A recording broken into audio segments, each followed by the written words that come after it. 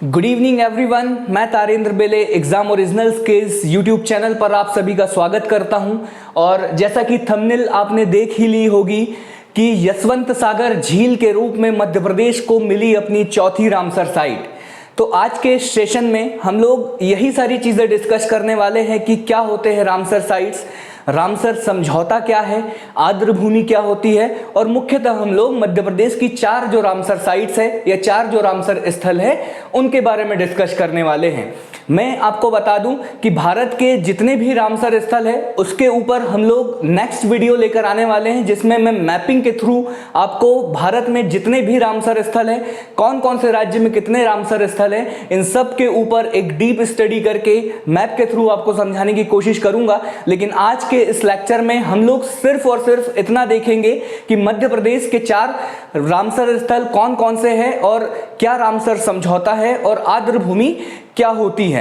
ठीक है, तो आज का थंबनेल यही है कि यशवंत सागर झील के रूप में मध्य प्रदेश को मिला अपना चौथा रामसर साइट या चौथी रामसर स्थल। ठीक है, तो सबसे पहली बात तो सर रामसर हो रहा है कि रामसर, तो ये रामसर समझौता है ही क्या। इस रामसर समझौते को समझने से पहले आपको समझना होगा कि आर्द्र भूमि क्या होती है। आर्द्र भूमि, ठीक है, तो आर्द्र भूमि क्या होती है। आर्द्र भूमि आप एक ऐसा भूभाग मानिए जहां पर परितंत्र, अब परितंत्र की बात कर रहे हैं मतलब इकोसिस्टम की बात कर रहे हैं, तो इकोसिस्टम को भी हमें समझना होगा कि इकोसिस्टम क्या होता है। तो सबसे पहला जो चीज है हम लोगों को समझना होगा कि इकोसिस्टम, तो इकोसिस्टम को आप इस तरह से समझिए कि एक विशेष भाग में, एक किसी क्षेत्र में कई प्रकार के पेड़ पौधे, कई प्रकार के जीव जंतु, कई प्रकार के सजीव और निर्जीव प्रकार के जितने भी चीजें हैं वो एक साथ अपना जीवन यापन कर रही है, एक आवास आपस में शेयर कर रहे हैं और एक दूसरे से अपने भोजन को प्राप्त कर रहे हैं। ये सभी जो है वो एक इकोसिस्टम के अंतर्गत आते हैं और इसी इकोसिस्टम से हम लोग समझेंगे कि आर्द्र भूमि क्या होती है। तो आर्द्र भूमि के बारे में कहा गया कि आर्द्र भूमि एक ऐसा भूभाग होता है जो वर्ष भर लगभग पूरे के पूरे वर्ष एक जल के अंदर या नमी रहती है उस भूमि में, और जल के अंदर यह जलमग्न रहते हैं और उसी जल के अंदर ऐसे कई प्रकार के इकोसिस्टम रहते हैं जो आपस में अपना जीवन यापन करते हैं। तो आर्द्र भूमि क्या है। आर्द्र भूमि अगर आप बोलचाल की भाषा में समझना चाहें तो आर्द्र भूमि आप सिंपल ये समझिए कि एक ऐसा भूभाग जहां पर पूरे वर्ष वो जल से भरा होता है या जलमग्न रहता है, या जल अगर पूरा साल अगर वहां जल ना रहे फिर भी उस क्षेत्र में जल की नमी वहां पर बरकरार रहती है। ठीक है, तो जहां पर जो परितंत्र है, परितंत्र का एक बड़ा हिस्सा स्थायी रूप से वहां पर रहता है, प्रतिवर्ष स्थायी रूप से पूरे साल वहां रहता है। ठीक है, तो ऐसी भूमि को हम लोग बोलेंगे आर्द्र भूमि। अब देखिए आर्द्र भूमि आप यहां पर समझ गए कि आर्द्र भूमि क्या होती है। तो सर आर्द्र भूमि वो होता है जो भूभाग पूरे वर्ष पानी से जलमग्न रहता है या वहां पर पूरे वर्ष नमी रहती है। अब ऐसे ही क्षेत्र, अब मैंने बताया कि वहां पर परितंत्र रहता है, उसी जलमग्न जो भूभाग है उसी के अंदर परितंत्र अपना एक स्थायी रूप से वहां अपना जीवन यापन करता है। तो इस परितंत्र के संरक्षण के लिए इन आर्द्र भूमि में कई ऐसे परितंत्र रहते हैं, और ऐसे ही इकोसिस्टम के संरक्षण के लिए ईरान के एक शहर है रामसर, वहां पर एक कन्वेंशन की जाती है आर्द्र भूमि के संरक्षण के लिए, और उसी जो समझौता है उसी समझौते को रामसर समझौते के नाम से जाना जाता है। तो आर्द्र भूमि हम लोग समझ गए, और आर्द्र भूमि को समझने के बाद आप समझिए कि रामसर समझौता क्या है। तो रामसर समझौता है, देखिए रामसर समझौता जो है वो आर्द्र भूमि पर किया गया एक अंतर सरकारी, मतलब सरकारों के मध्य, हर देश की अलग अलग सरकार है और सभी सरकारों के बीच किया गया एक समझौता है। किससे संबंधित समझौता है? आर्द्र भूमियों से संबंधित यह समझौता है। तो इंटर गवर्नमेंटल, या हम लोग कहेंगे कि अंतर सरकारी यह एक समझौता है जो कब किया गया? तो 1971 में इस समझौते को अमल में लाया गया। यहां पर सिग्नेचर हो गए, लेकिन मैं कहूं कि लागू कब से हुआ तो 1975 आप लोगों को याद रखना है। तो रामसर समझौते के बारे में क्या याद रखना है? सबसे पहली चीज तो ईरान का एक शहर है रामसर, उस शहर में यह समझौता हुआ था, उसी के नाम पर इस समझौते का नाम पड़ा रामसर। ठीक है, कब हुआ? 1971 में हुआ और अमल में कब आया? तो 1975 में। ठीक, अब सर समझौता हो तो गया, लेकिन ये काम क्या करेगा? काम करेगा आर्द्र भूमियों का संरक्षण। मैंने बताया कि आर्द्र भूमि में कई इकोसिस्टम वहां पर रहते हैं, उसके अंदर जलमग्न कई ऐसे जीव जंतु अपना जीवन यापन करते हैं, मान कि एक पूरा का पूरा इकोसिस्टम होता है। ठीक है, तो उन्हीं के संरक्षण के लिए आर्द्र भूमियों के संरक्षण के लिए एक समझौता किया गया। ठीक, इस रामसर समझौते का मकसद क्या है? तो इसका मकसद है आर्द्र भूमियों का संरक्षण करना और उनका सही ढंग से इस्तेमाल करना, इन आर्द्र भूमियों का संरक्षण करना। ठीक, अब इसके तहत होता क्या है? तो इसके तहत ये होता है कि जो अंतर्राष्ट्रीय महत्व की जितनी भी आर्द्र भूमियां होती है, अंतर्राष्ट्रीय महत्व की जितनी भी आर्द्र भूमियां होती है, उन सभी को रामसर स्थल के नाम से घोषित किया जाता है। ठीक है, जैसा कि मैंने आपको स्टार्टिंग में ही कहा, सबसे पहली लाइन मेरी यही थी कि यशवंत सागर झील के रूप में मध्य प्रदेश को मिली अपनी चौथी रामसर साइट्स या चौथा रामसर स्थल।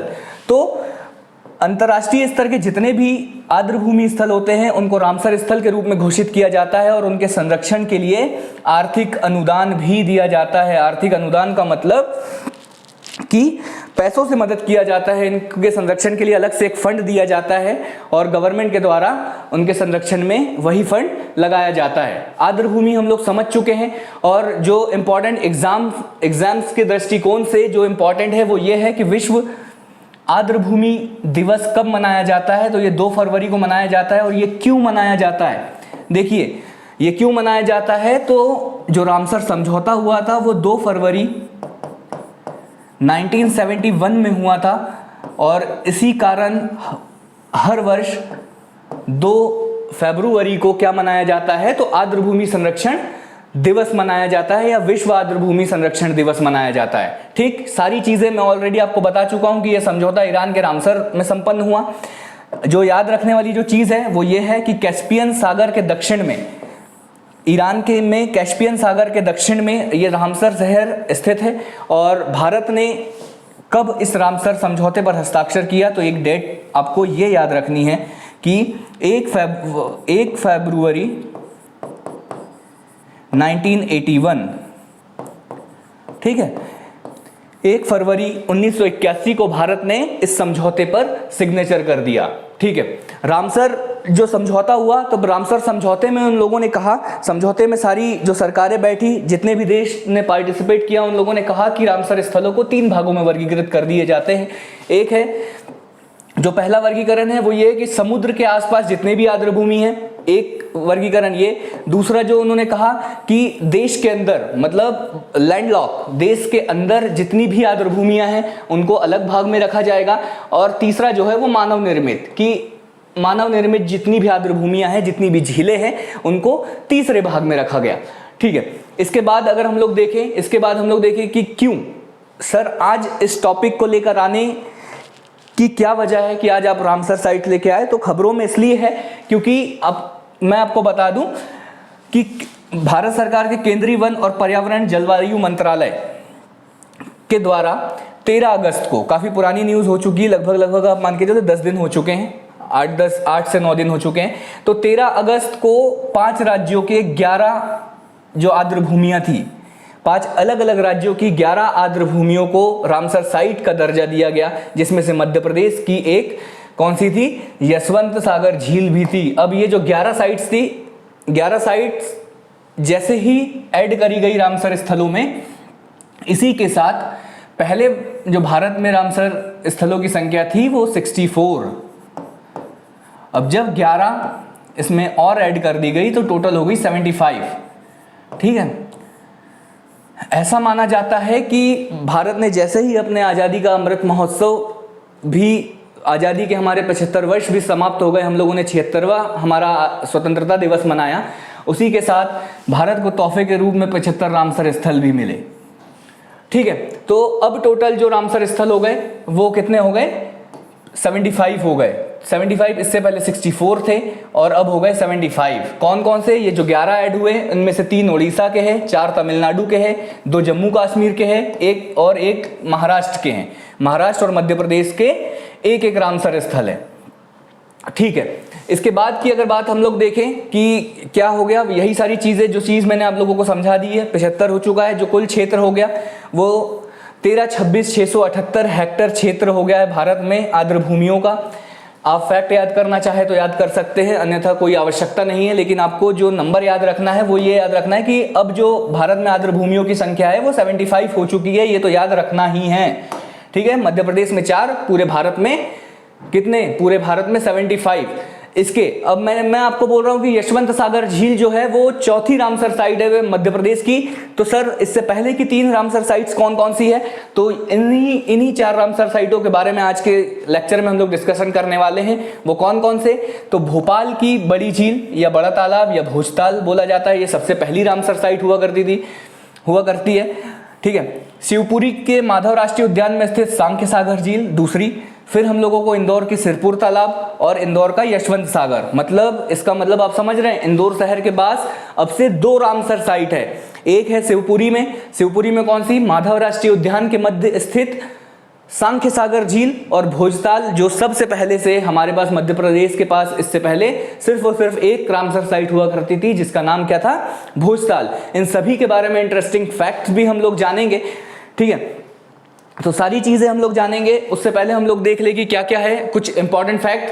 तो अगर हम लोग बात करें तो यहाँ पे यही बोला गया कि 2014 तक सिर्फ और सिर्फ हमारे पास 26 रामसर साइट, पूरे देश की बात कर रहे हैं हम लोग कि 2014 तक भारत के पास मात्र 26 रामसर साइट हुआ करती थी।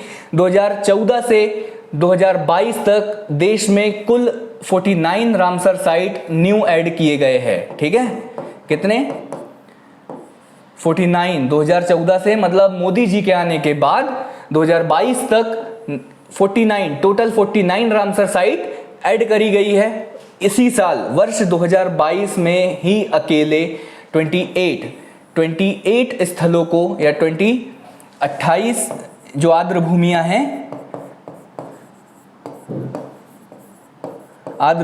हैं इनको रामसर साइट में का दर्जा दिया गया। ये 28 कैसे कैसे, तो सबसे पहले 2022 में 10, ठीक है,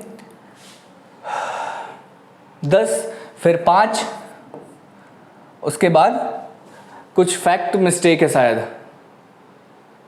ठीक है, उसके बाद 11, तो टोटल हो जाएगी अपनी 26 होनी चाहिए, यहां पे 28 नहीं। ठीक है, तो टोटल 26 इसी वर्ष वो किया गया।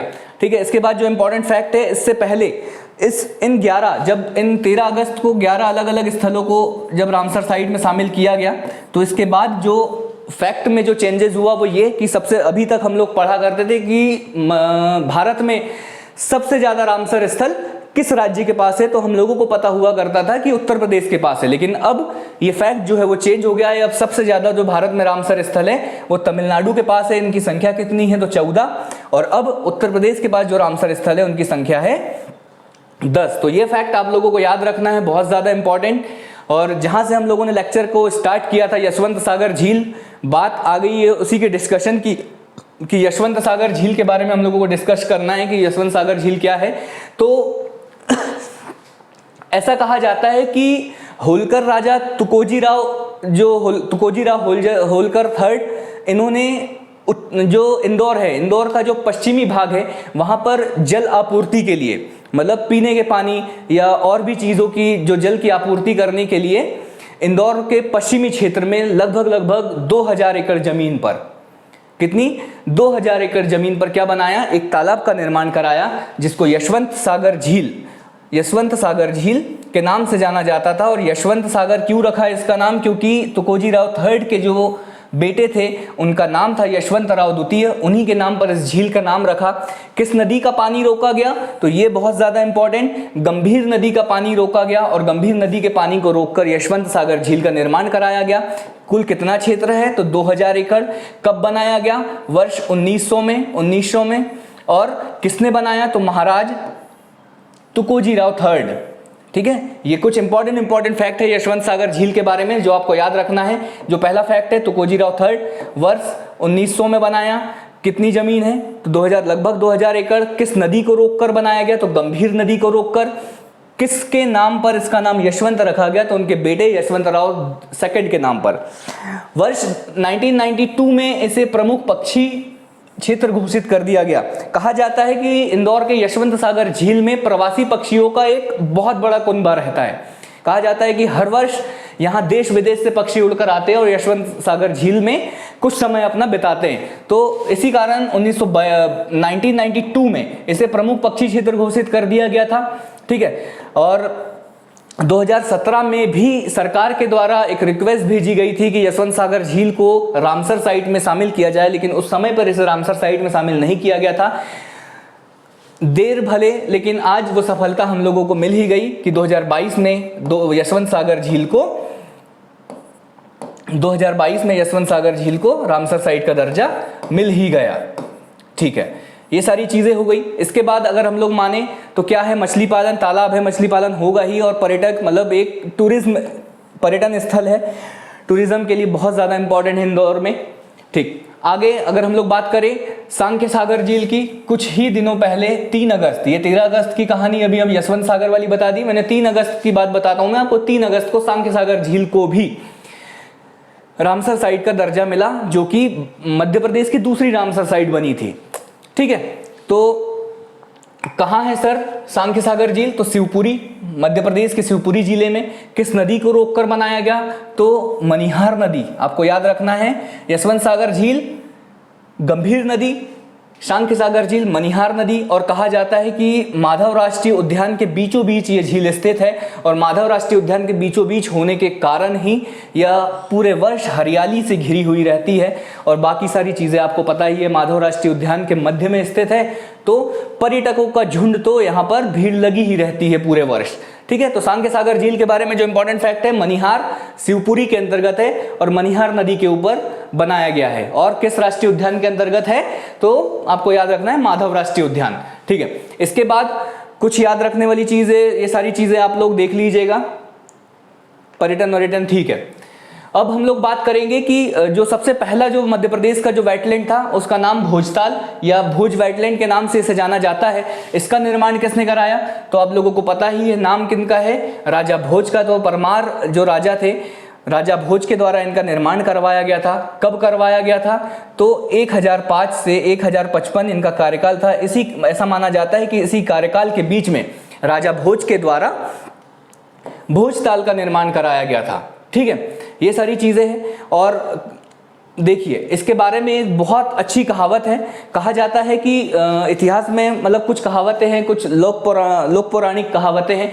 इसमें कहा जाता है कि जो राजा भोज थे उनको स्किन से रिलेटेड कुछ रोग था या चर्म रोग कुछ था उनको, और उन्होंने अपने सारी जो इलाजें हैं वो अंग्रेजी डॉक्टरों से अपनी जितनी भी इलाज था वो सारा करवा चुके थे, लेकिन उनका जो वो रोग था वो समाप्त नहीं हो पा रहा था या उनका इलाज नहीं हो पा रहा था। तब जाके वो एक संत से मिले और उन संत ने उनको कहा कि आप एक काम करिए, 365 नदियों को मिलाकर, एक 365 नदियों की धाराओं को के जल को मिलाकर एक तालाब का निर्माण करिए और उस तालाब में स्नान करिए, और जैसे ही आप स्नान करेंगे आपका जो चर्म रोग है वो चला जाएगा।